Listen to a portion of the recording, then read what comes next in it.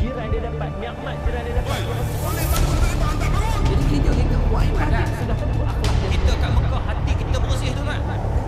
Mak bapak kita pada tempat yang sewajarnya.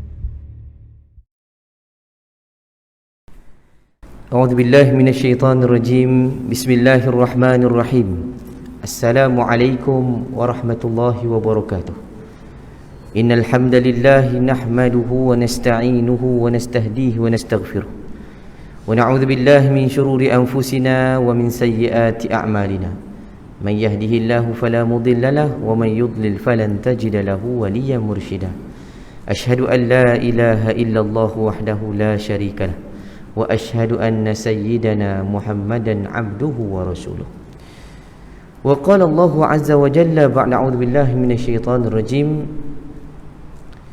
سبحان الذي أسرى بعبده ليلا من المسجد الحرام إلى المسجد الأقصى الذي باركنا حوله لنريه من آياتنا إنه هو السميع البصير Sadaqallahul Azim. Yang bahagia Tuan Pengerusi, yang dikasihi Tuan Imam, barisan muazzin, ahli jawatan kuasa surah Al-Farabi, para asatizah, tuan-tuan guru,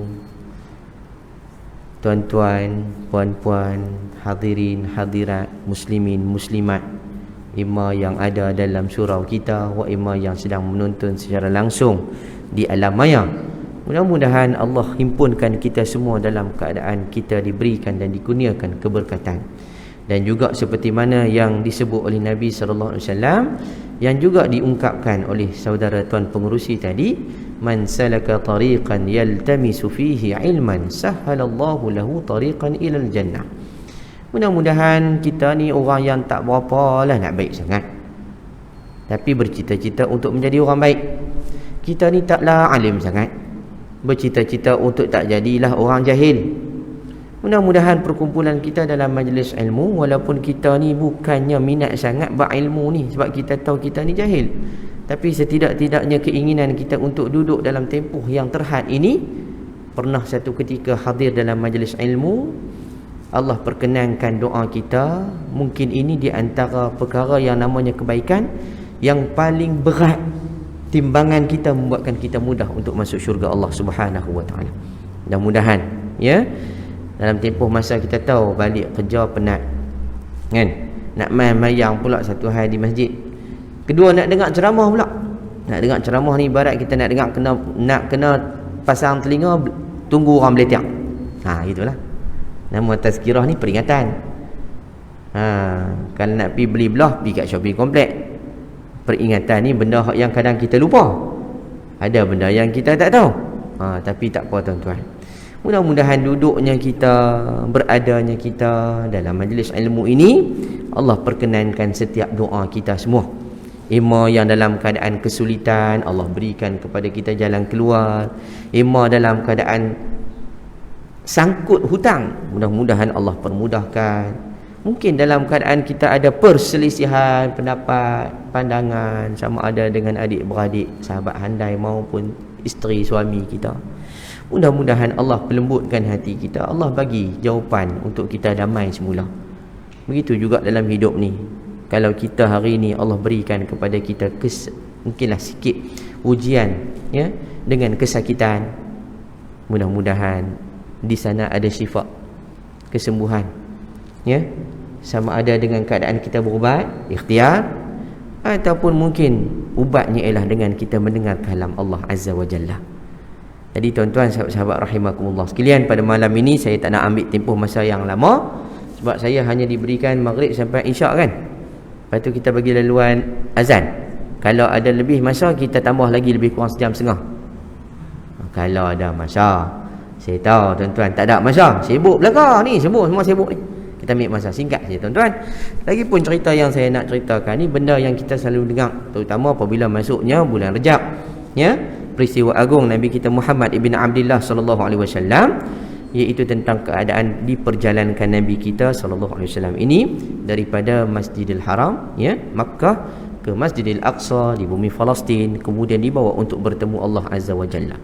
Tapi malam ni saya tak nak sentuh tentang bagaimana kisah perjalanan seperti mana yang disebutkan oleh para ulama yang biasa kita dengar.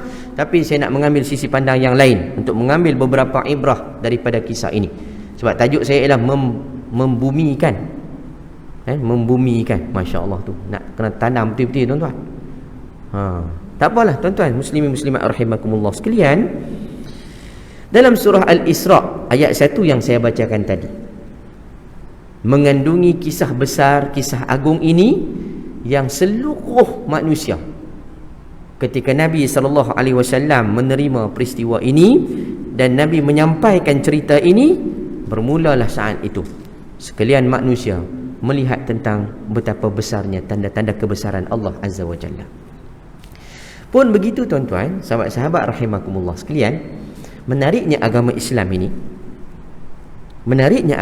ini adalah agama yang mudah untuk kita faham, mudah untuk kita ambil intipati, tapi jangan ambil mudah bab perihal arahan dan perintah Allah. Antaranya, tengok ayat ni, ataupun saya nak minta tuan-tuan semua tolong kita refresh minda kita. Bawa keluar Ustaz berapa ayat dalam Quran yang cerita tentang Isra' Mi'raj. Yang kita tahu lah sepanjang umur kita duk mengaji, bukan dekat hari ni kan. Tu yang saya sebut tadi awal tadi, kita duk tahu dah cerita Isra' Mi'raj ni. Allah cerita dalam Quran, para ulama cerita tentang kisah Isra' Mi'raj. Bawa mai ayat Quran yang Allah cerita tentang Isra' Mi'raj. Macam tak ada orang pun. Dia tak main tau. Dia tak kenal nasi kambing lagi kan. Dia main, tak ingat Ustaz berapa ayat Ustaz. Yang kita duk dengar berapa ayat? Yang kita duk dengar lah berapa ayat yang selalulah ustaz kita, ustazah kita cerita berapa ayat tuan-tuan? Ayat yang saya baca tadi. Adapun dalam surah Al-Isra ayat ke-60 ada juga Allah menyebut tentang peristiwa Isra' wal Mi'raj. Cuma tidak dibahaskan oleh semua para asatizah kita secara mendalam. Maksud saya ialah tuan-tuan sahabat-sahabat rahimakumullah sekalian, inilah kelebihan Al-Quran, inilah mukjizat Quran, inilah keagungan kisah-kisah yang ada dalam Al-Quran. Allah tak datangkan 50 ayat, Allah tak datangkan 100 ke ayat untuk kita percaya, sedang Allah turun satu ayat nak membuktikan hampa nak percaya tak percaya. Kita hari ni tuan-tuan, maaf saya sebut di mana-mana sekalipun, dak saya tu mengaji dengan Ustaz Nabil, Ustaz Nabil kata macam ni. Dak itu kita mengaji dengan Ustaz Jafri Mahmudi, Ustaz Jafri Mahmudi kata macam ni. Dak itu Ustaz Mendang kita punya pengurusi tu cerita gini. Banyak pula hujah-hujah yang kita ambil. Kita pegang semua ke? Kita beramal semua ke? Sebab kita ni suka ambil dalil. Betul tak? Kita ni lah bukan orang lain. Kan tak mengaku. Yang duk like Facebook tu. Kan contoh. Bukan nak marah, ni nak sebut bahawa cantiknya Islam itu diturunkan kepada kita untuk memudahkan kita. Dan hebatnya Allah Azza wa Jalla, walaupun satu ayat tapi kisahnya cukup besar. Inilah nak membuktikan tuan-tuan, mukadimah yang saya nak buka ialah bukan hanya sekadar membumikan, menghidupkan kehidupan Isra' Mi'raj dalam hidup kita. Kenapa tuan-tuan? Cantiknya Allah Azza wa Jalla menyusun setiap peristiwa itu di setiap masa untuk kita bukan hanya sekadar menerima, mengambil ibrah, tapi cuba berfikir di sebalik kenapa Allah jadikan Isra' dan Mi'raj itu pada bulan Rajab. Tidak Allah jadikan Isra' Mi'raj itu pada bulan lain. Rupanya konten, kandungan surah Al-Isra' ataupun kandungan cerita peristiwa Isra' Mi'raj ini nak bertitik tolak daripada unsur-unsur pengukuhan tauhid kita kepada Allah Subhanahu wa taala. Tu asas. Sebab apa tuan-tuan? Kita dah masuk Rejab, Rejab dah menghampiri Syakban, Syakban dah nak sambut Ramadan. Bulan yang kita tahu, bulan yang ada kelebihan, bulan yang ada macam-macam keberkatan, macam-macam keampunan daripada Allah. Bahkan setiap pintu-pintu syurga terbuka, khususnya pintu syurga yang diberikan nama Ar-Rayyan itu khusus untuk orang yang berpuasa. Allah sediakan khas bagi kita. Kalaulah kita tidak percaya tentang kewujudan semua yang Allah sediakan ini, mana mungkin manusia itu nak puasa, mana mungkin puasa orang boleh main masjid dengan senang lena, macam mana orang boleh duduk iktikaf masjid sampai subuh. Nampak tak tuan? Ni nak tunjukkan bahawa pengukuhan cerita Isra' Mi'raj adalah untuk membetulkan, mengukuhkan. Kita bukan tak betul cara kita fikir, tak betul. Cumanya nak mengukuhkan lagi, bagi kita buat betul-betul persediaan. Sebab Ramadan ni datang setahun sekali. Walaupun tempoh 30 hari, tapi kita tak berjaya untuk menyempurnakan 30 hari. Betul atau tidak? Sebelum PKP saya yakin 15 hari itu paling maksimum. Dah masuk hari ke-16 dah pergi shopping komplek. Hari ke-20 standby nak balik kampung. Sebelum PKP lah. Maksudnya tak dan nak sepenuhnya di masjid, kan, nak duduk dengan kumpulan tadarus ni kita. Tapi bila PKP, ada hikmahnya yang tersendiri. Baik, saya nak bawa yang pertama, poin utama dalam kisah Isra' Mi'raj ini yang Allah perjalankan perjalanan Nabi SAW pada satu malam ini, ialah Allah nak bagi tahu kepada kita kisah ni tuan-tuan, ialah kisah yang menggambarkan tentang tanda-tanda kebesaran Allah. Maka di situlah wujudnya tauhid kita kepada Allah Azza wa Jalla dan iman kita kepada Nabi kita Muhammad ibn Abdullah sallallahu alaihi wasallam. Tuan-tuan sahabat rahimakumullah sekalian, itu poin yang pertama saya nak sebut, bahawa kisah ini Allah nak gambarkan kepada kita bahawa kisah yang membuktikan nilai kepercayaan. Sebab itulah orang Islam dipandang hebat oleh orang bukan Islam. Kita tak perasan tuan-tuan, kita tak perasan, tapi orang bukan Islam nampak kita hebat. Kenapa tuan-tuan? Okey, kisah ni saya dengar daripada seorang lelaki yang sebelum ini dia bukan beragama kita dan bukan berbangsa kita. Kerana dengan pengamatan beliau tentang satu ibadat yang kita jalankan, kita dirikan, akhirnya Allah datangkan hidayah kepada dia dan taufik untuk dia memeluk agama yang suci ini. Pendek cerita tuan-tuan, panjang cerita. Sekarang ni dia dah jadi seorang pendakwah yang hebat di Malaysia. Saya tak nak cerita nama siapa, sebab dia cerita tu pun pada kami memang saya rasa gerun dengan apa yang dia cerita. Sebab kebetulan masa tu saya terlibat dengan beberapa program dengan beliau dan dia dedahkan kisah-kisah ini. Saya ambil cerita tuan-tuan. Ni sisi pandang orang bukan Islam. Sebab tu saya kata kita hari ini kita rasa biasa. Sebagai contohnya tuan-tuan, soalan saya, kenapa tuan-tuan mai ke masjid waktu maghrib ni? A, nak solat maghrib. B, nak dengar ceramah Ustaz Nabil. C, nak tengok Ustaz Nabil ke Nabi Raja Lawak. D, sebab tak tahan bini duduk beletak rumah. Contoh. Tak marah, takkan bini marah. Bini suka apa? Abang nak pergi mana? Pergi masjid. Masjid bang? Tak apa bang, baju serika siap. Nak pergi mana? Pasar Raya ada bini sedia? Ada. Tapi kalau pergi masjid tuan-tuan, tu antara poin tu nak tambah. Tak faham sudah. Nampak? Sahabat rahimakumullah sekalian. Okey. Kenapa kita main masjid ni? Bukannya sehari ni kita main masjid. Boleh dikatakan tiap-tiap waktu lah yang kalau kita berkelapangan kita main masjid. Kenapa kita main masjid? Jawapan mesti ada pada diri kita. Mudah-mudahan jawapan yang baik-baik. Mungkin jawapan berbeza-beza. Saya tak minta jawapan pada tuan-tuan sekarang untuk bagi, tak. Persoalan saya ni adalah untuk kita buka minda sama-sama. Kenapa tuan-tuan? Ni saya nak bawa kisah ni. Macam kisah seorang mu'allaf ini. Dia sebut bahawa sebelum dia peluk Islam, dia tengok kita ni biasa-biasa. Tetapi apabila satu keadaan, dia kata, cerita, satu hari dia lari daripada kelas sekolah dia tu. Tuang. Dia orang panggil apa? Ponteng. Bahasa Putrajaya lah. Bahasa kampung saya tuang, bukan tuang ayak. Dia melarikan diri daripada masuk kelas. Ponteng lah. Okey. Dia pergi mandi dekat mana? Lombong. Dia mandi kat Lombong dengan kawan-kawan dia. Jadi dia buka baju sekolah, dia buka seluar-seluar, dia tinggal seluar pendek itu dia terjun. Budak sekolah menengah kan, terjun.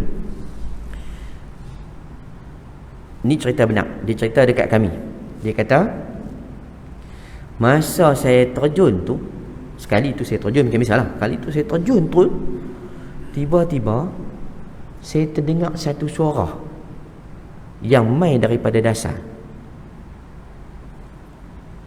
Persoalan saya sini timbul. Adakah suara boleh melepasi ataupun boleh menembusi air? Ni sains ni, tuan-tuan belajar tingkat 4 tu. Kau tak ada tingkat 4, cikgu mati. Tu jawapan kita masa mengaji tu. Adakah suara boleh tembus, boleh lepas, boleh masuk ke dalam ayat? Tuan-tuan nanti balik buat testimoni no? Ada kolah tu, selam kepala tu, jerit kuat-kuat. Minta anak tu dengar tak apa yang kita sebut kat dalam. Tu testimoni lah. Tapi jangan buat lama, sebab kita tak bangkit-bangkit. Bahaya. Nah? Satu. Yang kedua, dia kata bila aku selam tu dengan satu suara. Yang keduanya, aku terpandang satu cahaya daripada dasar lombong tu. Bayangkan lombong tuan-tuan, bukan macam kita kata sungai biasa ni. Bila lombong ni maksudnya dalam. Dia cuba untuk berenang sampai ke dasar, yang apabila dia nampak cahaya, semakin aku mendekati cahaya itu, semakin kuat suara yang aku dengar. Pelik? Ya. Kalau tadi persoalannya, adakah suara boleh tembus dalam ayat? Yang kedua, adakah cahaya boleh tembus sampai kita boleh nampak pantulan cahaya? Balik carilah no, balik buat dua testimoni itulah. Balik lagi, balik buat. Tak apa, tu tak penting tuan-tuan, tak payah buat. Ambil intipati sekejap lagi kita nak buat. Akhirnya tak mampu sampai ke dasar sebab dalam. Napas pendek, naik balik ke atas. Sampai ke permukaan. Tiba-tiba di permukaan, dia pun berhenti tak penat.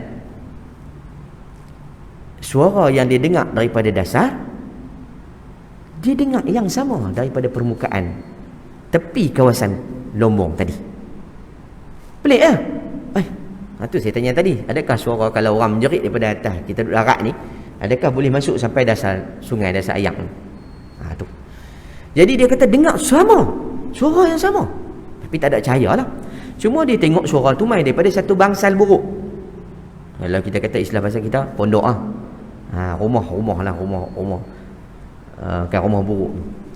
Dia kata dengar daripada satu suara tu mai daripada rumah tu. Aku tengok pelik. Memang aku biasa dengar, tapi suara ni apanya?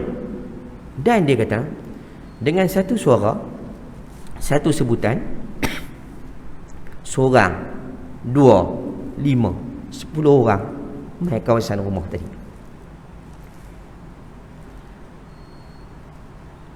Bagi dia pelik. Tuan-tuan cuba tengok kalau kita pergi pasar malam, orang yang jual rambutan, singgah 2 kilo RM10, 2 kilo RM10, singgah. Ada orang singgah. Tu hak panggil kan. Hak ni yang dengan satu suara, satu laungan, orang mai, iaitu azan. Bagi kita tak pelik sebab setiap hari kita dengar benda yang sama. Bagi dia pelik. Kenapa? Ialah satu bahasa Arab kan, hayya 'alas solat kan kita panggil. Kalau dalam masa lalu, marilah solat kan, dia faham. Tapi dia kata dalam satu bahasa tu, orang boleh masuk, orang boleh main. Pelik. Dia pun tunggu jap. Semakin ni habis tu, semakin orang ramai. Dia rasa pelik. Ramai pula orang ramai. Akhirnya semua duduk dalam bangsal tadi.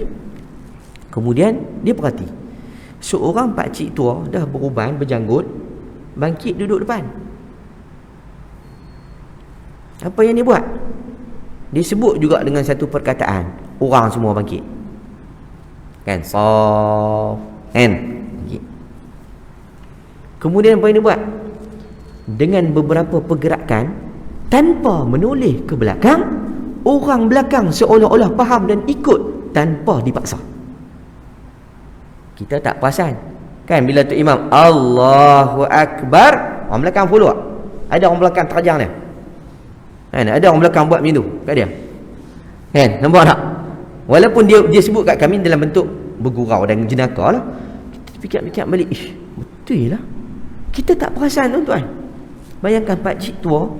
Kalau cuba kita tengoklah pelatun masa hari berkawat, hari kebangsaan, tengok ketua pelatun, ada tak tuan-tuan? Dari kanan cepat jalan. Ada jalan. Punggah tak jalan. Kan? Dia mesti dari kanan cepat jalan. Baru orang jalan. Tu pun jenuh tak berperang kaki tu kan. Bayangkan dia kata dengan satu suara, dengan satu arahan bagi dia, tengok pergerakan dengan pakcik tua ni, orang boleh ikut. Memang kagum. Kerana dengan itulah Allah bagi kepada dia peluang untuk dia mendalami bab Islam dan akhirnya dia memeluk Islam. Sebab tu tuan-tuan saya nak sebut bab solat ni salah satu benda ajaib yang kita tak nampak sebab kita duk buat selalu. Sebab tu orang luar tengok kita. Begitu juga yang apabila saya berkongsi cerita, dia kata kami kagum, dia kata dengan orang Melayu, ya. Bila hantar anak, sebelum hantar anak dia peluk cium salam dulu. Kami bila hantar anak, okey bye bye, selesai. Tak ada dalam budaya dia. Kita akan peluk cium, bukan orang lelaki lah kan, pok ni jarang, tak lambat. Mok-mok lah. Untunglah bini-bini kita hak jenis penyayang tu. Kita pun ada juga. Tak kisahlah tuan-tuan. Berarti kelebihannya ialah orang kita ni, orang Islam ni ada kelebihan dan mereka pandang tinggi terhadap kita. Inilah peluang untuk kita sampai dakwah. Walaupun kita tak alim, macam saya sebut lewat tadi, kita tak alim, kita tak baik, tapi kita berhajat untuk jadi orang baik. Kita berhajat untuk jadi orang yang tak jahil, orang yang ada ilmu. Kita mampu untuk mendidik ahli keluarga kita. Sahabat rahimakumullah sekalian, ini asas yang pertama saya nak sebut, bahawa rupanya peristiwa Isra' Mi'raj, Allah nak membetulkan tauhid kita kepada Allah Azza wa Jalla. Tu saya tak mau cerita bab Isra' Mi'raj tu saja, sebab kalau seperti cerita tu semua orang tahu dan berulang-ulang. Kita ambil tentang kisah-kisah yang berlaku di sekeliling kita. Sebab tu tuan-tuan sahabat rahimakumullah sekalian, peristiwa Isra' Mi'raj ini dia bukan bertitik tolak dengan logik akal. Kalaulah hari ni kita masih, alhamdulillah Allah bagi pada kita semakin hari semakin bertambah ruang-ruang kecanggihan media sosial dan kita mudah dapat maklumat. Dulu kalau zaman-zaman saya kecil, TV 1 je. Lepas tu dah ada TV 2, pilihan seterusnya TV 3, NTV 7, TV 9 dulu. Mai pula Astro, habis terus semua. Lah ni apa pelik. Apa tak pelik-pelik tu kan. Pelik tu lah sekali pula zaman lah ni. Tak apalah tuan-tuan, nak tengok tu tak kisah YouTube macam-macam lah. Tengok tuan-tuan, ambil lah pengajaran yang baik-baik, tak kisah, tak salah. Cuma kita kena tapis. Sahabat rahimakumullah sekalian, bayangkan itu pun daripada sumber yang banyak, bayangkan berapa aja sumber yang betul. Betul tak? Contoh paling mudah lah tu, gegaran yang berlaku di Indonesia dalam 2-3 hari lepas kan. Macam-macam video kita dapat. Salah satunya kontena di Pasir Gudang. Orang pun percaya gedebak-gedebuk. Rupanya peristiwa tu tahun 2021 ke 2020 di Mexico. Punggah. Contoh. Sebab kerana ketakjuban nak tahu kisah tu, buk main lah video apa-apa bergegak sikit. Jatuh hak ni tercabut. Orang percaya semua. Orang kita. Bayangkan macam mana kisah Isra' Mi'raj di ketika Nabi SAW masih hidup. Masyarakat awam yang waktu tu bukan total orang Islam kan, kita pun tahu bukan total orang Islam waktu tu duduk Mekah. Bahkan orang Mekah banyak yang diperangi, banyak yang diusir. Macam mana Nabi nak cerita macam mana penerimaan terhadap kisah ini, dan sejauh mana orang yang nak beriman terhadap peristiwa Isra' Mi'raj. Sumbernya hanya berteraskan kepada Nabi SAW. Itu pun masih ada sekelompok manusia yang menolak dakwah Nabi SAW. Nampak tak tuan-tuan? Ni nak sebut ni pengukuhan iman. Sebab itulah bukan bertitik tolak dengan logik akal, tetapi kisah ini setiap yang Allah turunkan berteraskan wahyu Tuhan. Sebab tu namanya syariat, jangan banyak petikai. Kenapa orang perempuan nak kena tutup aurat? Orang lelaki boleh buka, orang perempuan nampak tangan, nampak kaki. Kita pun ada aurat kita, had kita pun tak boleh tunjuk tuan-tuan kan. Macam grup kayuh tu, contoh, ada banyak yang bab saya pun kayuh juga. Jadi orang pakat tanya, Ustaz, apa hukum pakai pakaian kayuhan basikal yang ketat, sendat dan mempat? Dia nampak mungkin berketul-ketul itu kan. Dah tahu dah kan, Islam ni mudah, macam saya sebut tadi. Cuma jangan ambil mudah. Sebab tu saya bawa konsep dakwah saya. Macam 2 minggu lepas saya kayuh di Perlis, esok lusa ni minggu ni saya kayuh di Pulau Pinang, hujung bulan saya akan kayuh di Terengganu dengan Ustaz Zahid Idrus. Konsep saya mudah. Kita bawa contoh pakaian yang patuh syariah. Awak tak boleh pakai baju kemeja pula. Baju t-shirt biasa tu kayu. Oh tak boleh ustaz, nak lawan angin. Awak jauh mana sangat angin lawan kita? Kan? Takut kita tak terlawan dengan angin, mood kita nak kayu tu lah kali. Berarti tu je kan. Kita bawa. Perempuan pun sama. Yang join memanglah hak yang daripada luar tu memanglah tuan-tuan bergunung ganang lah. Tak faham sudah. Lambat. Tapi tak apa. Kita nak sebut bahawa kadang-kadang bila kita bawa tim muslimat kita ni, oh pakai macam ni. So dia rasa malu bersama dengan ustazah-ustazah kita. Contoh, ustaz-ustaz bila depa nak lebih-lebih, oh ustaz so dia cool down sikit. Contoh, ya. Sahabat rahimakumullah sekalian, saya nak bawa tadi bahawa syariat yang Allah turun, apa yang terkandung dalam Quran, sebab tu kita kena terima dan beriman sepenuhnya. Kenapa tuan-tuan? Saya nak bawa satu kisah. Ni guru saya ketika saya belajar di Mesir. Saya terlupa nama ulama yang berjumpa ini yang membincangkan tentang perihal hukum agama ni. Ya. Sebut oleh guru saya sudah meninggal dunia di Mesir sana. Disebut bahawa melihat tentang sejarah para ulama, bila mereka bertemu sesama mereka, kita akan dapat lihat dua keadaan. Satunya, hubungan keakraban itu akan semakin terjalin. Maksudnya jumpa, tanya khabar, peluk, cium kan. Kita tanya, mana? Selesai. Tambah-tambah hak tu hak yang satu geng lah. Contoh MU, geng depa. Kan, hak yang apa ni, geng masuk gua lain pula. Contoh, tak boleh, tak tahu, tak boleh. Nak tegur tak boleh. Pakai baju ada gambar, kan hak tak sama tu. Oh, dia marah. Tu kita.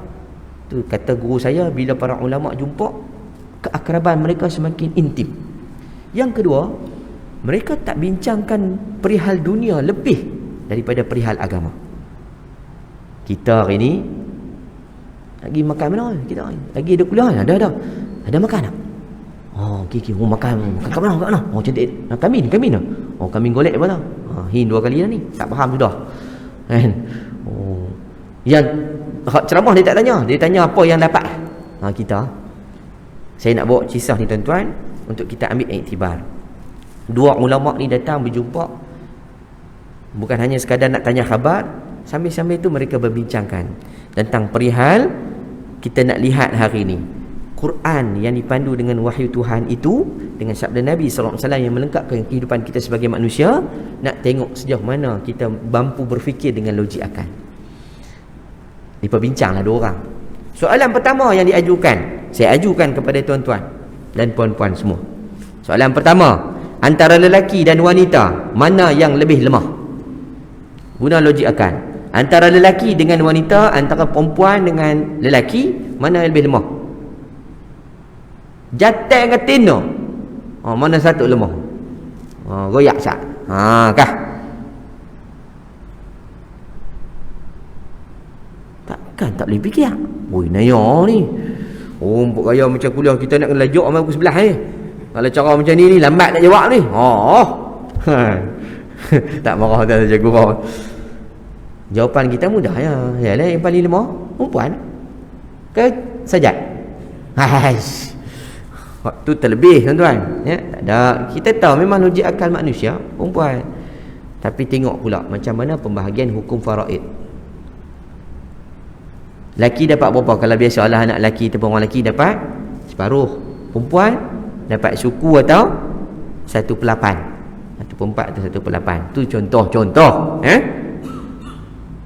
Sebab itulah G25, kumpulan liberal tu antaranya, yang konon-kononnya kami mempertahankan hak wanita, jangan berlaku diskriminasi pilih kasih sehingga berlaku tidak adil dalam pemberian wasiat dan sebagainya. Contoh, kalau kita fikir balik, betul juga nak perempuan kata tak bagi sama separuh-separuh semua kan, baru senang. Ni kenapa nak bagi macam ni? Sebabnya ia adalah hukum Allah Azza wa Jalla, bukan kita nah. Baik, kedua, soalan kedua, antara solat dan puasa, mana yang lebih utama? Antara solat dengan puasa, mana yang lebih utama? Tolong jawab tak? Oh, Masya Allah, terima kasih lah. Kena ambil wuduk baru boleh jawab. Nanya hampa tak ambil wuduk ke mana keluar ambil wuduk lain. Apa boleh jawab ni? Oh dah. Go. Jangan duduk ambil ustaz. Usiak kami tu halau kami ambil wuduk dah. Ya, kita akan kata solat. Sebab solatlah paling utama. Sebab solatlah yang akan ditanya. Bila kita balik pada Allah, soalan ataupun perkara pertama yang akan ditanya tentang kita adalah solat. Ya, itu jawapan kita. Baik. Bagi orang perempuan, wanita yang puasa macam kita juga di bulan Ramadan, tiba-tiba orang perempuan tu ataupun isteri kita ataupun adik kita ataupun siapa-siapalah yang perempuan tu, tiba-tiba datang bulan, dia tak boleh puasa, dia tak boleh sembahyang. Selesai bulan Ramadan, masuk Syawal, masuk Zulqaidah, dia wajib qada solat atau wajib qada puasa? Ada seorang saya rasa dia duduk tanya bini dia kot. Hak lain pakat tak tanya bini, ambil hang lentak buat apa aku. Kena tahu tuan-tuan, kena tahu. Wajib qada puasa, solat. Balik tanya depa. Malam ni berguru dengan depa, tak ada kitab. Payah sangat kan. Ni ilmu. Nampak tuan-tuan? Kalau kita logik akal, betul juga kenapa kan? Allah ni Maha Suci, Maha Kaya, Maha Bijaksana. Dia tahu sesuatu benda tu. Baik.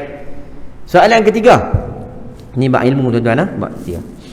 Antara air kencing dengan air mani, mana lebih kotor?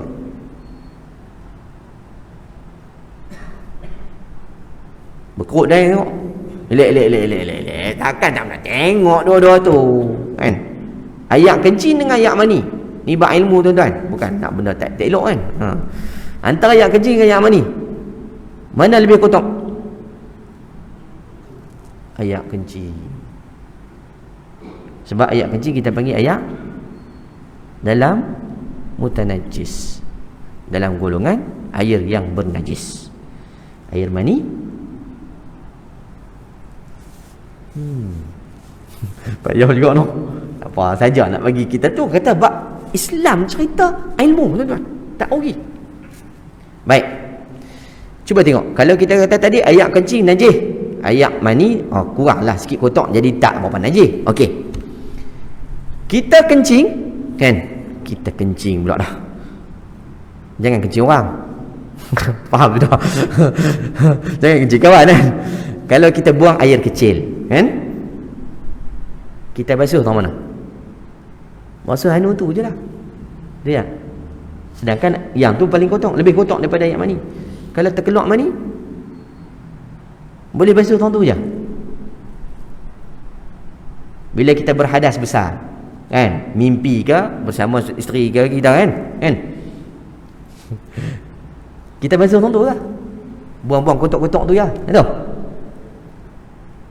Kita kena mandi. Cuba fikir. Yang kita kata tadi, antara kencing dengan mani, kencing kotor lagi.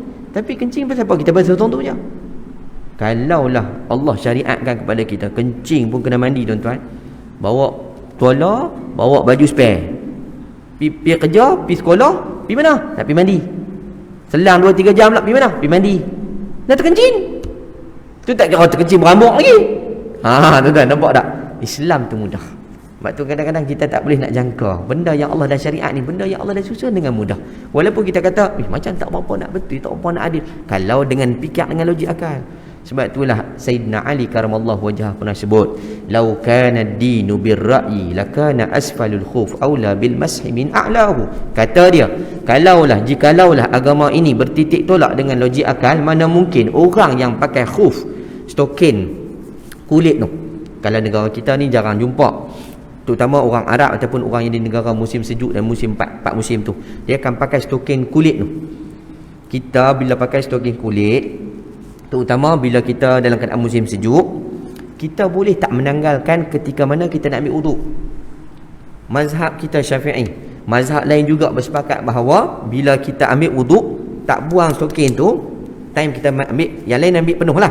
Sampai time nak basuh kaki, kita tak perlu sapu semua kaki kita tu dengan stokin tu.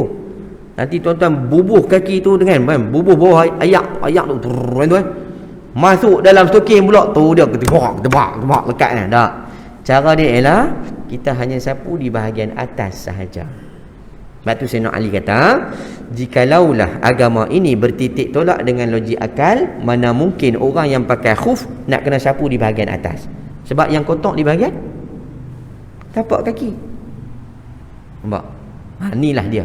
Bahawa Islam diturunkan dengan wahyu Allah, dipandu dengan sesuatu syariat itu yang kita tak mampu fikir dengan logik akal semata-mata. Ya, sebab itulah peristiwa Isra' Mi'raj bukan berteraskan dengan logik akal, tapi dia berteraskan dengan wahyu Allah Subhanahu wa taala. Ya, tuan-tuan sahabat-sahabat rahimakumullah sekalian. Tu lebih kurang mukadimah lah. 8.30 lah. Nak habis dah waktu. Baik, kita ringkaskan tuan-tuan. Sahabat rahimakumullah sekalian, yang saya sebut tadi, ayat pertama surah Al-Isra', menariknya Quran ni tuan-tuan, dia bukan macam novel, dia bukan macam buku cerita. Ayat 1, ayat 2, ayat 3, ayat 4 kesinambungan. Macam kita baca buku, saya tengok orang perempuan lah, tak mau isteri saya, tengok dia baca novel, jangan kacau sampai dia tak habis. Dia habis baru kita boleh kacau dia. Dia baru kacau waktu tu, oh dia, wai, orang perempuan lah, kalian betul-betul jenis baca novel lah, kan? Kita bagi time kat dia. Dia tak sama. Sebab contoh, kalau kita tengok ayat pertama surah Isra', cerita tentang perjalanan itu, kisah Isra' Mi'raj itu secara umum. Tengok ayat kedua, Allah tak cerita tentang Isra' Mi'raj secara detail, tapi Allah cerita tentang Nabi Allah Musa. Ayat ketiga tuan-tuan, bukan kaitan pun dengan Nabi Muhammad ataupun Nabi Musa, rupanya Nabi Nuh. Nampak tuan-tuan? Rupanya ada hikmah, ada cerita di sebalik cerita pada ayat-ayat yang terkandung itu. Bukan sempat untuk saya cakap pada malam ini, tapi ini adalah satu murajaah, satu ulang kaji tuan-tuan, untuk baca dan faham. Ada rezeki kita akan tengok di masa akan datang kenapa Allah bawa kisah-kisah ini daripada cerita Isra' Mi'raj, tiba-tiba kaitan dengan Nabi Musa, lepas tu ada kait pula dengan Nabi Nuh alaihi salam. Lepas ni, bukan sekarang, bukan lepas ni, maksudnya saat lagi pukul 11 lagi kita nak monti awal kan. Kalau tunggu pukul 11 tak apa tuan-tuan, tunggu, saya nak balik pukul 9. Baik tuan-tuan sahabat rahimakumullah sekalian, pendek cerita pada ayat ini Allah nak gambarkan kepada kita satu. Bila tuan-tuan baca tafsir Munir, tafsir At-Tabari, tafsir Al-Azhar sendiri pun, setiap mufassir ni bila menterjemahkan perkataan subhana, kalimah Quran kan, kalimah Quran ni, bila Allah mulakan dengan kalimah sin ba ha pedas, subhanalladzi asra bi'abdihi laila, kan, sabbaha lillahi ma fis samawati wal ard, sabbaha, yusabbihu lillahi ma fis samawati wal ard, yusabbihu lillah. Semua yang bermula dengan kalimah sin ba dengan ha, para mufassir cerita Allah nak gambarkan kepada kita perjalanan ataupun ayat ini suatu benda yang memang tak mampu dijangkau oleh akal manusia. Bila ayat yang mula dengan subhana, sabbahalillah, yusabbihulillah, tu menggambar macam kita lah. Kalau kita tahu kan, bila kita tahu ya ayyuhalladzina amanu dengan ya ayyuhan nas, masa kita mengaji dulu, nak tahu antara ayat makiyah dengan ayat madaniyah, faham tak? Ayat yang diturunkan di Mekah dengan ayat yang diturunkan di Madinah. Ya ayyuhan nas ayat makiyah, sebab itu bukan ayat hukum. Ya ayyuhalladzina amanu, setelah mana Allah turunkan agama ini dan ramai yang telah beriman, ya ayyuhalladzina amanu. Itu contoh kita tahu. Rupanya sabbaha, yusabbihu ataupun subhana, kalimah ini Allah nak gambarkan ayat ini berat, tak mampu untuk manusia fikir. Tuan-tuan, cumanya tuan-tuan, cuba tengok lepas sembahyang, bila tu imam sebut ilahana ya rabbana subhanallah, sengak tu. Dia kata saya tasbih Ustaz, tasbih pelan-pelan. Hak tak apalah kalau tasbih juga. Hak yang ilahana ya rabbana subhanallah, subhanallah, subhanallah, subhanallah, subhanallah, subhanallah, bukan tak betul. Bagilah nampak cantik sikit kan. Allah dengar subhanallah ya. Subhanallah. Tanya dia pergi mana sup? Dah habis hawai dia. Kan subhanallah, subhanallah. Sebut dia lah subhanallah, subhanallah, sebabnya kalimah ni kalimah agung. Waktu kan kita digambarkan untuk kita sebut, setiap kali kita nampak benda yang cantik, benda yang indah, benda yang takjub, benda yang ajaib ni, kalimah apa? Subhanallah. Sebab menggambarkan maksudnya Maha Suci Allah. Sebab tu bila nak sebut tu biarlah ada tempoh tenang tu. Subhanallah, subhanallah, subhanallah. Kan? Bagilah ada masa sikit kan. Subhanallah. Bagi bunyi sikit, bunyi tu subhanallah, subhanallah. Tuan-tuan sahabat rahimakumullah sekalian, ayat ni bila Allah cerita subhanallazi asra bi 'abdihi, Maha Suci Allah yang memperjalankan seorang hamba pada satu malam minal masjidil harami ilal masjidil aqsa. Okey, saya ambil pendek tuan-tuan, kenapa Allah sebut masjidil haram dengan masjidil aqsa. Ni poin saya yang ketiga. Tadi yang pertama tauhid, yang kedua bukan dengan logik akal tapi berteraskan wahyu syariat Allah Subhanahu Wa Taala. Yang ketiga, kenapa Allah sebut masjid. Ni tuan-tuan, nak kita membumikan ruh kita, membumikan kehidupan ini berteraskan dengan kepercayaan kepada akidah kita kepada Allah Azza wa Jalla. Kenapa Allah sebut Masjidil Haram ilal Masjidil Aqsa, sedangkan Allah boleh sebut min Makkatil Mukarramah ila ardu Palestin? Kenapa tuan-tuan? Memanglah kita kata Tuhan Allah Ta'ala, Allah mengkhususkan, menggambarkan tentang kemuliaan masjid. Dan kemuliaan masjid antaranya yang sebut ni dalam Quran, Masjidil Haram dengan Masjidil Aqsa. Kan? Sebab tu kalau Allah sebut je Mekah dengan Palestin, maksud takkan ada dah peluang orang Yahudi nak ambil bumi Palestin. Tapi kenapa Allah sebut dua ni? Rupanya Allah nak highlight satu, kedudukan masjid. Yang kedua, Allah nak highlight dua bumi yang diberkati. Barakna haulahu. Maksudnya dua bumi ni daripada dulu, ayat ni di Lauh Mahfuz dah ada, diwujudkan makhluk ni sampailah kiamat. Setiap manusia seolah-olah tahu apa yang sedang berlaku di dua lokasi ni. Kalau kita tak percaya, cubalah kita tanya dengan kawan-kawan kita yang non-Muslim, not yet Muslim tu, brother, you tahu ke kat mana duduknya Mekah? Oh, itu tempat orang Islam pergi buat haji. Dia dah tahu dah Mekah tu orang pergi buat haji. Itu orang Islam pakai baju putih tu, umrah. Kan, pakai kain ihram. Kita tanya pula, you tahukah kat mana Palestin? Oh, itu tempat berlaku perang tu. Ini contoh mudah, contoh mudah. Kita lah tanya, tahu tak Tanzania atau mana? Tanzania atau mana? Trinidad and Tobago, contohlah kan. Mana tak? Tu tahu kita tanya tu negara yang kita bukan tak tahu tapi mana tu duduk dia? Oh, benua Afrika ke? Duduk tahu mana? Belah Sudan ke, belah Oman ke? Oh, tu tak tahu ke? Nampak tuan-tuan? Maksudnya Allah nak bagi kepada kita, bukan di zaman ini saja, daripada dulu lagi Allah dah nak, seolah-olah nak kita berikan fokus dua tempat ini yang akan menjadi tumpuan seluruh mata-mata yang hidup di muka bumi.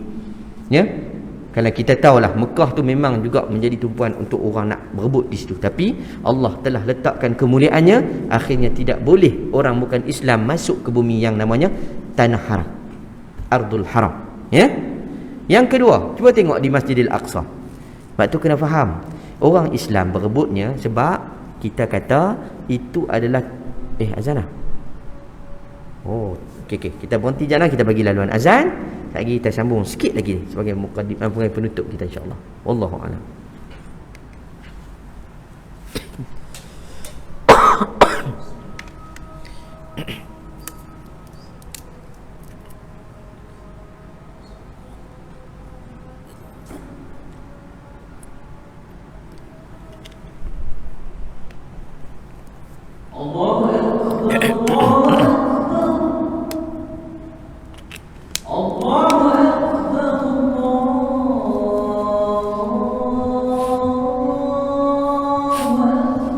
Allahu Akbar, Allahu Akbar. Asyhadu an la ilaha illallah. Asyhadu an la ilaha illallah.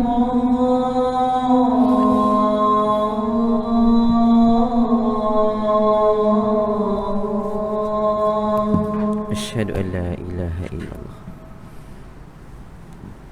أشهد أن محمدا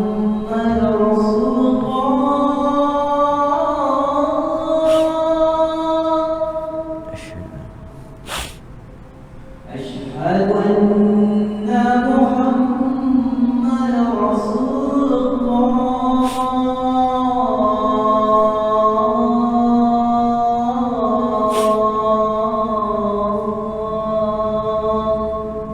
anna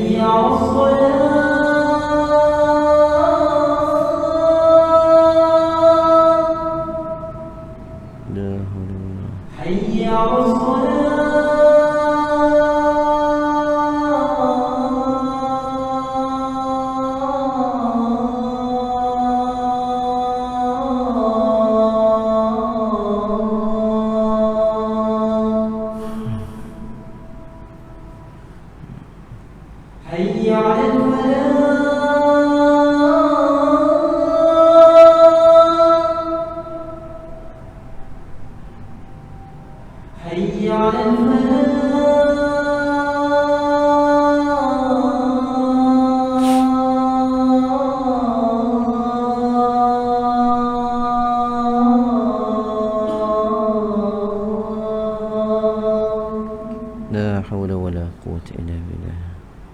Allahu akbar. Allahu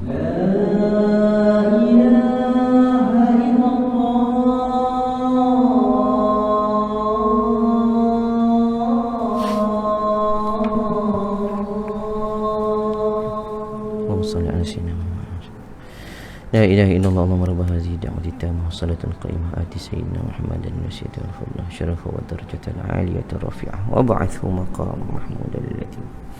Alhamdulillah wa bihi nasta'in amma ba'du. Baik tuan-tuan sahabat rahimakumullah sekalian, kita sambung sikit saja lagi berkenaan dengan bagaimana kisah ini membumikan kehidupan kita. Nabi Allah sebut dalam Quran dalam surah Al-Isra ini, Allah nak cerita tentang kemuliaan masjid. Jadi Allah nak sebut kepada kita antara tempat yang memberikan nilai kemuliaan pada seorang hamba adalah di masjid.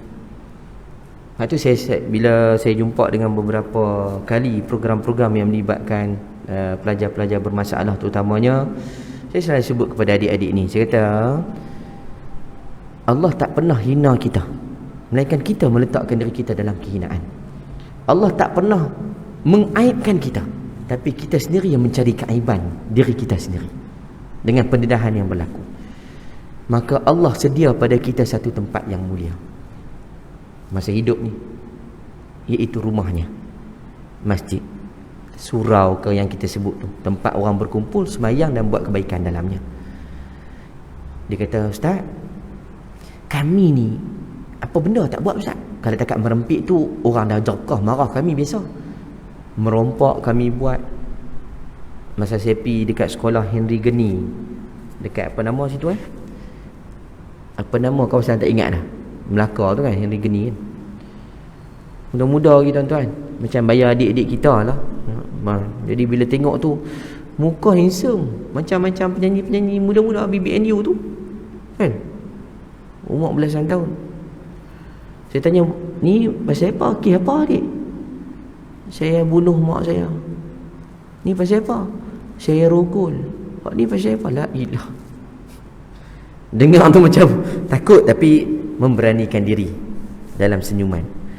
Saya cakap kat mereka, adik-adik, Allah ni tak pernah langsung tutup ruang taubat. Bahkan tempat terbaik nak betulkan kita balik adalah di masjid. Jadi saya sebut pada tuan-tuan, ada masalah kita di luar sana, bisnes tak jalan, ikan orang nak cerita tu, biar handsome tak apa, asal bergaya. Faham tak faham sudah? Tu tak tahulah, saya kata tak apa pun kan. Contoh orang pun percaya lah, oh kita kena ambil macam ni, kita kena buat, tak apa, ikut hampa lah buat. Tuan-tuan, Quran dah sebut, hadis Nabi pun dah sebut kan. Saya nak sebut sekali lagi tuan-tuan, ungkapan-ungkapan daripada para ulama. Masjid tempat untuk kita membetulkan kehidupan, dan format kita nak betulkan kehidupan adalah dengan solat. Ni saya nak masuk pada pasal yang keempat, tajuk yang apa ni, poin yang keempat tadi tentang solat, tentang masjid. Masjid tempat terbaik untuk kita betulkan diri. Saya sebut pada budak-budak tu, kita semua ibarat baju kotor. Masjid ni ibarat baldi yang ada air sabun. Kita baju kotor, rendam dalam baldi tu, tinggal 2-3 hari, angkat, percik, sembung ayak. Kan? Tertanggal tak kotoran-kotoran daki-daki dan apa yang ada sebelum ni? Bersih tak baju kita? Tak bersih, tapi tertanggal walaupun tak banyak. Tu dia. Maksudnya kita ni walaupun tak, macam saya sebut awal tadi, kita ni tak baik sangat. Ya, mainlah masjid. Tak ada siapa pun nak pandang hang ni buruk, hang ni jahat, hang ni. Tak. Duduk pula di saf yang sama. Adakah Tok Imam kata, "Oi, hang pencuri kan? Belakang, pencuri belakang." Tak ada, tuan-tuan, tak ada. Duduklah ke mana pun sama aja kita. Kan? Inilah kelebihan buat benda baik, terutama kita main masjid. Yang terakhir, poin terakhir saya nak sebut adalah tentang solat. Kenapa? Peristiwa Isra' Mi'raj adalah peristiwa agung setelah Nabi berduka cita. Kisah yang disebut tentang Amul Huzni, tahun Nabi duka cita. Ya, bermula dengan kematian isteri, seterusnya kematian bapa saudaranya Abu Talib. Kemudian pula Nabi nak pergi cari, dapatkan sokongan orang yang boleh bantu dia, pergi ke bumi Taif, dibuang, diusir dia, kan? Dan dibaling dengan batu tanpa ada belas kasihan. Di sana tuan-tuan cuba lihat. Macam kita hari inilah tuan-tuan. Mai ni ada ajak anak-anak tak? Jawab ikhlas. Tak kan?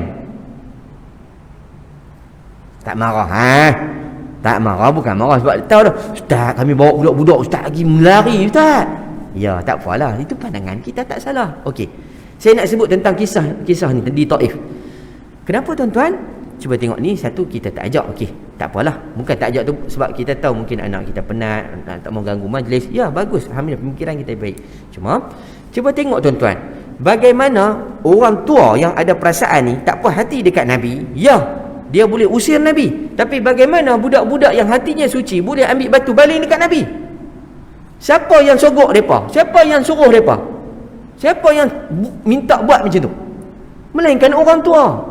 Budak-budak takkan buat benda tak elok. Adakah tuan-tuan budak-budak masuk ni berlari, main baling batu kat saya? Melainkan tuan-tuan kata, "Baling kat Ustaz Nabi tu, duk kerja merapu apa tu, bagi dah." Contoh. Barulah budak tu bertindak. Nampak tak tuan-tuan? Di sebalik kisah di Taif itu, bukan hanya orang-orang tua, istilahnya orang tua lah, orang yang berakal ni yang boikot Nabi, suruh pula budak-budak baling batu. Jahat tak jahat? Tapi Nabi SAW tak balas kejahatan. Kenapa tuan-tuan? Ni saya nak bawa. Antara cerita dalam peristiwa Isra' Mi'raj itu, Allah nak hilangkan kedukaan Nabi ni dengan membawa satu perjalanan, dibawa Nabi dengan satu perjalanan yang cukup agung itu, yang manusia tak boleh fikir. Bagaimana jarak daripada bumi Mekah ke bumi Palestin lebih kurang 1500 km, kemudian di Mi'raj bertemu dengan Allah Subhanahu Wa Taala di Sidratul Muntaha, naik langit pula lebih pada langit yang ketujuh, jumpa dengan Allah Azza wa Jalla. Dalam banyak-banyak Nabi, hanya Nabi yang terakhir ini yang Allah perkenankan untuk bertemu dengan Allah. Maka Allah nak gantikan pertemuan istimewa itu dengan Allah bagi kepada Nabi kita pertemuan 5 waktu sehari semalam. Bukan hanya Nabi saja dapat hadiah tu, kita hari ini pun dapat benda yang Nabi dapat daripada Allah Azza wa Jalla. Dan syariat ini iaitu solat, Allah bagi terus, Allah bagi langsung dekat Nabi. Melainkan kalau sebelum ni kita tengok zakat, Allah turun dengan wahyunya Quran, ayat Quran, baru sampai kat Nabi. Turunnya perintah haji, baru sampai kat Nabi. Turunnya ayat perintah untuk puasa, baru sampai kat Nabi. Turunnya ayat tentang zakat, baru sampai kat Nabi. Tapi tentang solat, Allah bagi terus syariat ini, Nabi sampaikan kepada kita. Ni istimewa. Berarti pertemuan ini bukan pertemuan hanya Allah dengan Nabi kita Muhammad ibn Abdullah SAW sahaja, tapi solat itu adalah pertemuan kita dengan Tuhan yang mencipta kita. Sebab tu tuan-tuan, bila solat, tolong utamakan. Ya, solat diutamakan, kehidupan akan dipermudahkan. Poin dia kat situ. Saya bila duduk di Mesir, memanglah kita duduk di negara luar tuan-tuan. Kalau duduk sini boleh lari balik pergi kampung, tak apa tuan-tuan. Kita duduk Mesir nak lari balik main Malaysia, memang sudah tak balik tuan-tuan. Melainkan ada 3,000 boleh beli flight tiket lari balik. Ya, nak balik main bukan mudah. Tapi bila hati kita ialah sedih dan sebagainya, ada kematian dan sebagainya, guru-guru kita, abang-abang senior kita selalu pesan, kan, banyakkanlah bersolat, banyakkan solat, banyakkan berdoa. Tuan-tuan sahabat rahimakumullah sekalian, Kalau kita ada masalah hati, kalau kita ada masalah hubungan sama ada adik-beradik, kawan rakan ni, ambillah peluang untuk solat. Setidak-tidaknya macam tuan tadi, ambil wuduk, terus boleh bagi jawapan. Nampak? Tu cara kebetulan. Kan? Tak lagi saya tanya tuan pula ambil wuduk. Macam tu. Contoh dah. Gurau je. Nak gambarkan tuan-tuan, solat ni point untuk kita betul balik hidup kita. Saya bawa satu kisah tuan-tuan penutup ni. Ketika tahun 2013, ni kisah depan mata saya. Kalau kita tengok dalam Quran tadi kan, Allah sebut apa? Minal masjidil haram ilal masjidil aqsa alladhi barakna haulahu, yang kami berkati di sekelilingnya. Rupanya Allah nak gambarkan kenapa Allah nak berkati di sekeliling tu, bukan hanya sekadar faktor bumi, faktor muka bumi, ataupun faktor yang sedia ada di bumi barakah dua tu, kerana bumi ini di antara bumi yang paling banyak para anbiya. Kan? Kisah-kisah pun diceritakan tentang bumi Mekah, Madinah dan juga Palestin, ya. Tuan-tuan, rupanya juga tuan-tuan sahabat rahimakumullah sekalian, Allah nak sebut kenapa Allah memberkati. Buktinya bila saya pergi bumi Mesir, bila saya pergi ke Gaza tuan-tuan, di Palestin, saya tak masuk ke tu Jerusalem, Baitul Maqdis, saya tak masuk. Saya masuk ke pintu Rafah ni, kat belah sepadan antara Mesir dengan Palestin. Saya masuk terus ke Gaza, tempat yang tengah duk perang tu kan, tempat yang ada wakil kita Malaysia yang duduk sana, Ustaz Nadir An-Nuri duduk sana kan. Tahun 2013 Allah rezekikan saya. Lepas tu ada NGO MAPIM yang bawa masa tu, kemudian dengan kumpulan Hijaz, Abang Hijaz, dan juga Ustaz Nadir An-Nuri ada juga sekali dengan saya masa tu. Dia masih belajar dan dia nak sambung belajar di Universiti Islam Gaza. Tu awalnya kami bila kami keluar balik, dia duduk situ, kami balik main Malaysia, kami tinggal dia di sana. Tu detik awal dia duduk di Gaza. Tuan-tuan, ni kisah betul. Satu petang, waktu lain pun sama juga, tapi waktu petang tu kebetulan saya duduk di satu masjid. Masjid tu tinggi, duduk atas puncak bukit sikit. Dia kena turun tangga. Contohlah, turun tangga, tepi tangga tu ada jalan raya. Tuan-tuan imagine, ni masjid kita tinggi, ada tangga. Turun tangga, jalan raya. Seberang jalan raya, pantai. Maksudnya pasir, pantai. Sana. Cantik tuan-tuan masjid tu. Setelah kita bayang masjid kita, oh cantik tepi pantai. Contoh, budak-budak main bola, bukan tepi pantai, atas jalan raya. Sebab tu salah main bola atas jalan raya, tak salah. Faham tak faham sudah? Tu orang Arab lah. Kita main bola kena cari padang rumput. Depa atas jalan raya tak, terjun tu seras, luka ni lari balik main lagi. Tu orang Arab kuat sungguh tuan-tuan ya. Main bola. Yang orang lalu lalang, kereta lalu lalang tepi masjid ni, macam biasalah kita pun kalau ada kawasan masjid-masjid ni ada tempat orang jual. Yang orang Arab ni selalu jual ubi keledek tu, ubi merah tu kan, letak atas dia punya macam kursi tolak tu, bakar atas tu, jual 2.5 dik. Sama-sama tu minta bungkus, beli satu bungkus 2.5 dik. 2.5 dik pula, 25 sen. Orang Putrajaya tak faham, 2.5 dik 25 sen kan. Bayangkan tuan-tuan, kita ni, saya tengah penggambaran dengan kawan-kawan daripada RTM Media ni, nak ambil gambar sama-sama. Lepas habis video shooting tu, selfie sepukul 2 kan, masjid lah, tepi pantai lah. Tiba-tiba azan kan. Azan mereka tak sama macam kita tadi. Syekh kita azan, Masya Allah, suara sedap. Ustaz cakap pelan tu, azan tu garang tu, bagus dia ubah sikit, jangan Allahu Akbar, Allahu Akbar, tak mai panggil bagi kuat. Sebab tu orang Arab dia punya konsep memanggil azan ni berbeza macam kita. Dia bunyi macam mana? Dia bunyi macam ni, Allahu Akbar, Allahu Akbar, Allahu Akbar, Allahu Akbar, asyhadu an la ilaha illallah. Tu kalau di kawasan hujung-hujung sikit lah. Kalau Masjidil Haram, Masjid Nabawi ni, dia ada iramanya yang tersendiri. Baik, bila azan tuan-tuan, semua aktiviti berhenti, macam ada switch off. Semua main masjid. Depan mata saya ni, semua budak main bola berhenti main bola dengan bola-bola masuk masjid. Bukan sambung main bola dalam tu lah, ambil bola berhenti, masuk mayang masjid. Yang duk jual beli berhenti pakcik tu, letak parking tepi, naik masjid. Padahal ubi kayu tu jual. Turun-turun, kalau kita lah tak payah ubi kayu kasut je tuan-tuan, masuk. Mana kata aku baru beli tadi kat dalam mana, contoh kan, kasut dah. Bayangkan tempat jual, tinggal orang parking kereta naik atas, kita duduk ambil gambar kita ni. Orang lain cepat masuk masjid, kita sebab biasa kita di sini kan, Allahu Akbar, Allahu Akbar, dan lagi baru azan. Nanti tak di kita. Beza tuan-tuan. Sebab itulah bumi yang Allah berkati, kerana penduduk penghuni bumi itu yang mengutamakan Allah. Sebab itulah bila musuh tengok depa gerun. Kita ni cuba tengok muka kita. Lenor banyak kali ni, lenor lama ni, tambah tu kutubah ni. Memang hak ni yang paling kuat Tuan-tuan sahabat rahimakumullah sekalian, ni bukan saya nak sebut siapa, untuk kita.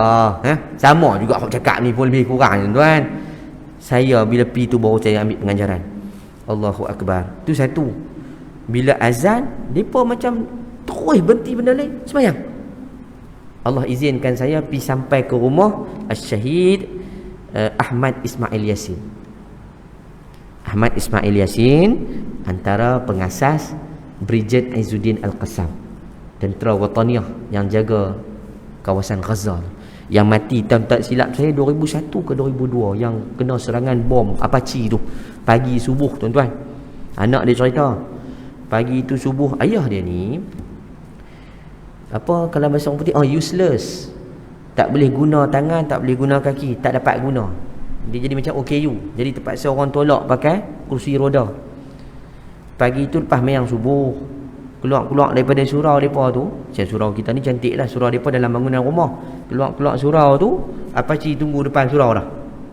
Macam kita tunggu kereta lah, kereta VIP elok lah. Dia tunggu Apache dah tunggu dah. Satu bom tu dia kata boleh hancur bangunan. 3 bom pagi tu.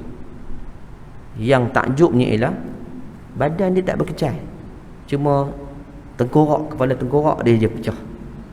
Tu anak dia cerita, anak dia nama Muhammad, yang cerita dengan saya ni anak dia nombor 3. Dia kebetulan hari pagi tu dia duduk jauh sikit daripada ayah dia, dia terpelanting jauh, patah kaki. Dalam keadaan dia duduk seret tarik kaki tu, dia nak pergi tengok ayah dia, memang ayah dia dah meninggal.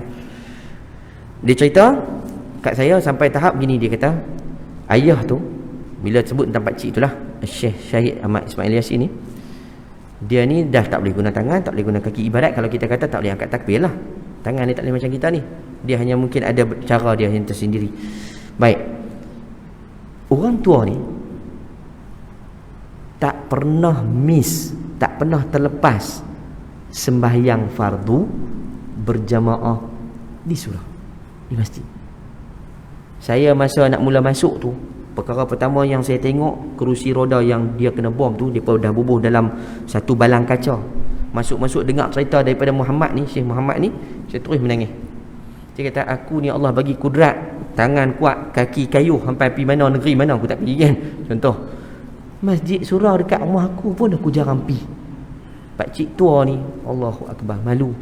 Terus saya rasa macam Allah tak layak aku nak masuk rumah seorang pejuang Islam.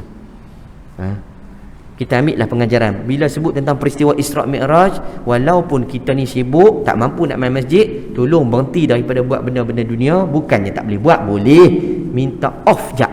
Utamakan hak kita dengan Allah. Mudah-mudahan hak kita nanti Allah pun akan utamakan. Ya, jadi ambillah pengajaran tentang kisah Isra' Mi'raj ini secara umum daripada 4 persepsi yang saya bawakan tadi. Mudah-mudahan kita boleh mengambil pengajaran.